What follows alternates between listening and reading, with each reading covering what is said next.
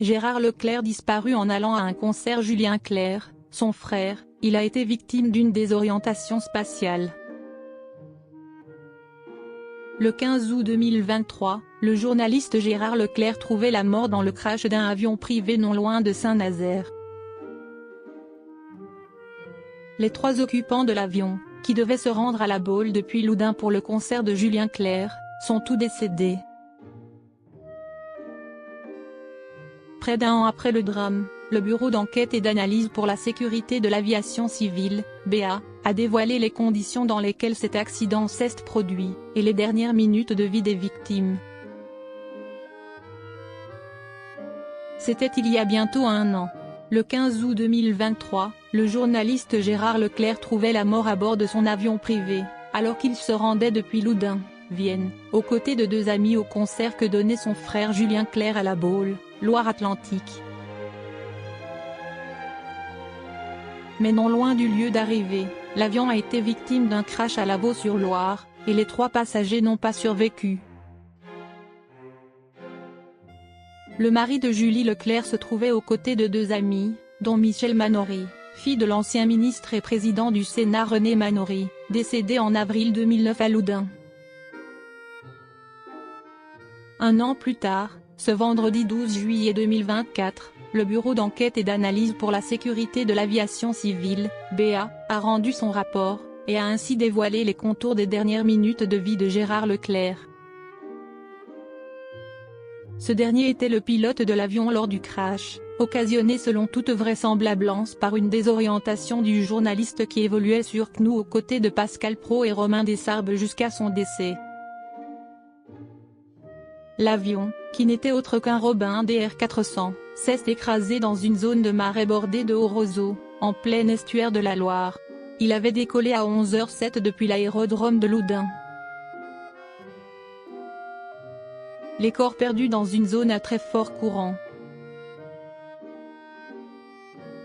Alors qu'il ne se situait plus qu'à une quarantaine de kilomètres du lieu où Julien Clerc, son demi-frère, et Julie Leclerc, son épouse, l'attendaient, Gérard Leclerc n'aurait pas vu qu'il débutait un virage par la droite, lequel aurait conduit à perdre le contrôle de l'engin. L'avion est très probablement entré dans la couche nuageuse et le pilote a perdu les références visuelles extérieures, le conduisant très probablement à une désorientation spatiale, explique ainsi le rapport du BA publié ce vendredi. Ainsi, lorsque l'avion est ressorti de la couche nuageuse, sa vitesse était bien trop importante, et Gérard Leclerc n'a pas eu le temps de réagir. Lorsque l'avion est sorti de la couche nuageuse, avec une importante vitesse, le pilote n'a probablement pas eu le temps de réagir avant que l'avion n'ait entré en collision avec la surface de l'eau. Les 3 corps ont par la suite été retrouvés, non sans difficulté, en pleine Loire, dans une zone soumise à très fort courant, rendant difficiles les recherches effectuées par les plongeurs. Gérard Leclerc, une carrière journalistique importante. Figure de la télévision française, Gérard Leclerc avait travaillé pendant plus de 20 ans pour France Télévisions, et avait notamment été rédacteur en chef de Télématin, avant d'être nommé entre 2009 et 2015 président de la chaîne parlementaire, LCP. Après la fin de son mandat, il avait rejoint la chaîne de Vincent Bolloré, CNU, sur laquelle il évoluait comme éditorialiste dans la matinale de Romain Desarbes et dans l'émission L'heure des pros de Pascal Praud. Marié depuis 1981 à l'animatrice radio Julie, figure emblématique d'Europe 1, il avait eu avec cette dernière 3 enfants, des jumeaux nés en 1982 puis une fille née 5 ans plus tard. Il était propriétaire d'un vignoble situé aux Trois-Moutiers et à Saint-Léger de Montbrier dans la Vienne.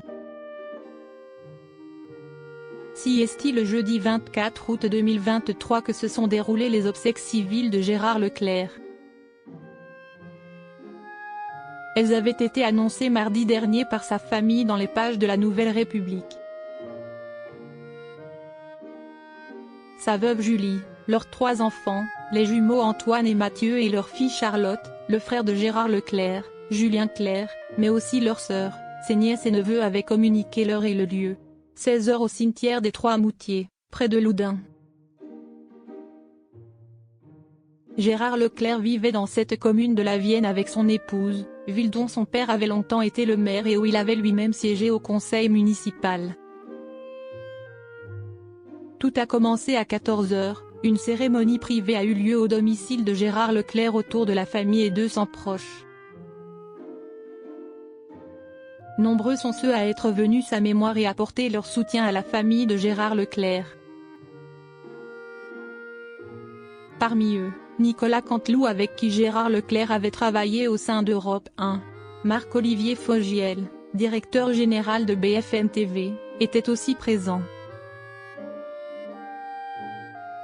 Lui qui était proche du couple avait été très touché par la mort de Gérard Leclerc. Immense tristesse. Gérard le malicieux, Gérard le généreux, Gérard l'ami. Ma Julie, tu sais comme je t'aime.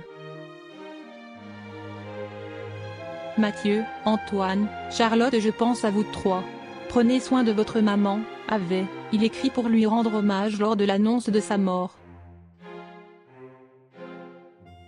Le chanteur et compositeur Alain Chamfort a aussi fait le déplacement et a été aperçu auprès de Julien Clerc qui s'est montré très digne, accompagné de sa femme et de leur fils de 15 ans. Virginie Coupéry-Eiffel, célèbre cavalière, ex-femme de Julien Clerc et maman de leurs enfants Vanny, qui a fait le déplacement aux obsèques, et Barnabé était aussi présente et est apparue très touchée.